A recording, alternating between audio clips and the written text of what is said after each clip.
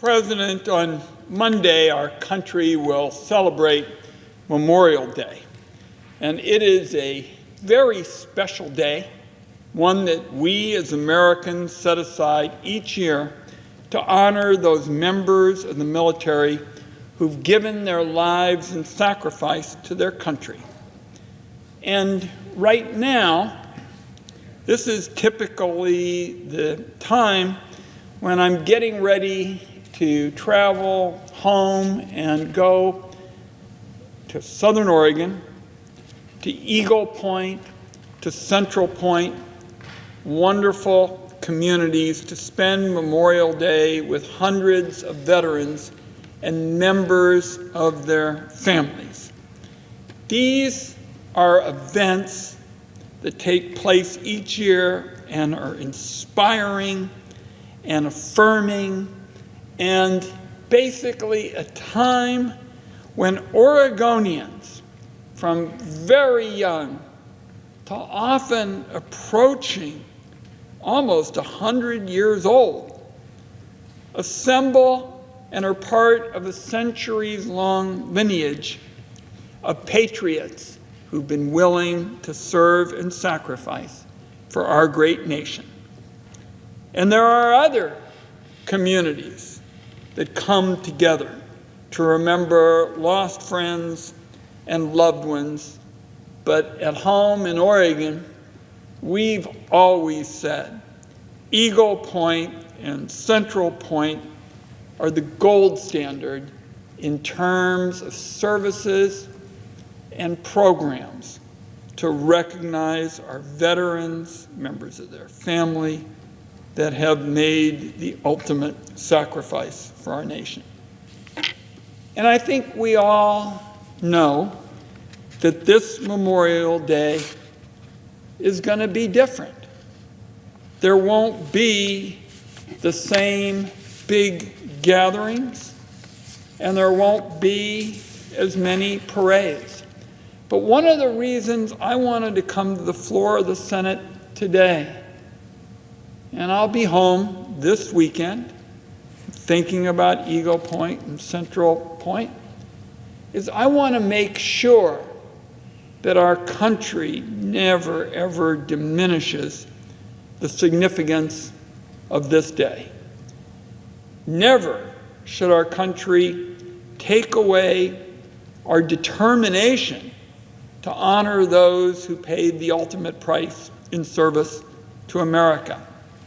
And it shouldn't cause us to forget that Memorial Day can be hard, very, very hard on the parents and spouses and children and friends that our fallen heroes left behind.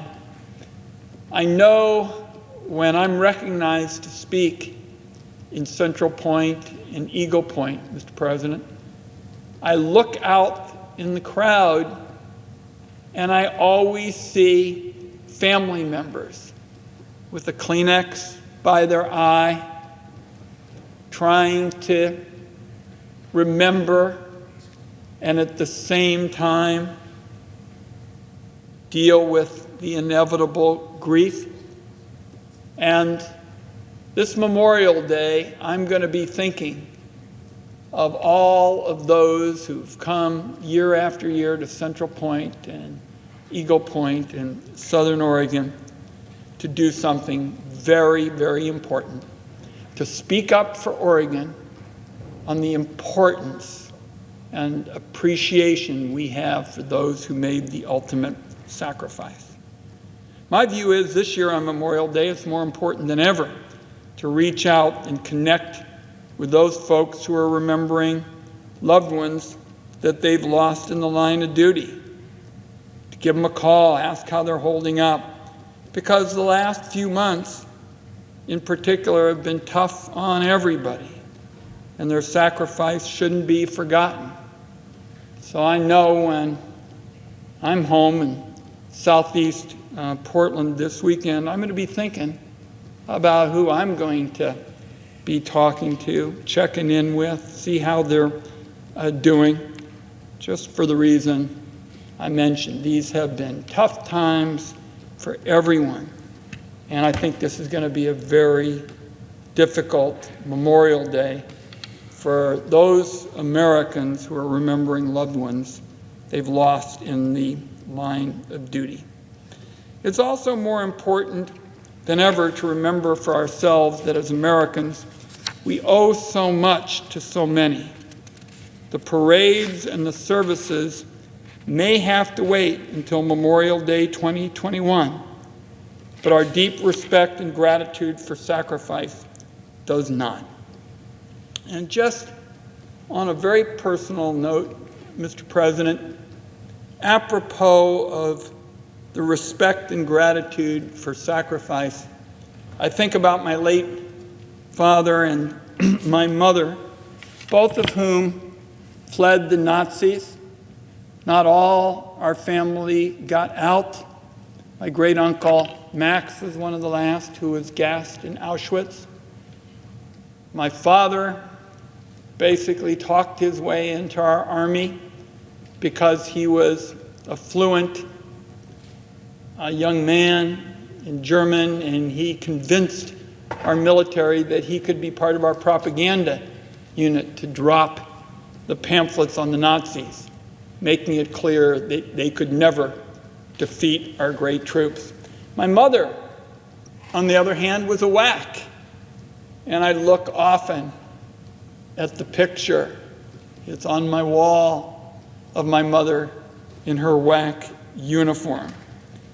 And for them, during their lives, Memorial Day was a really special day because they were so thrilled to be able to come to the freest and most open nation on earth, to be able to serve in our military, and they in particular would say, if they were here today, Ron, this is a special day for showing our deep respect and gratitude for those who made the ultimate sacrifice, and we are never going to miss a Memorial Day without expressing that sentiment.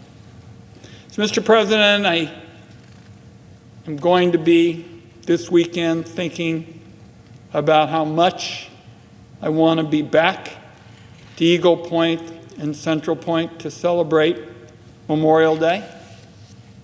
And I'm going to be thinking about how now we've got to find a way to honor and remember our fallen service members a little bit differently than before.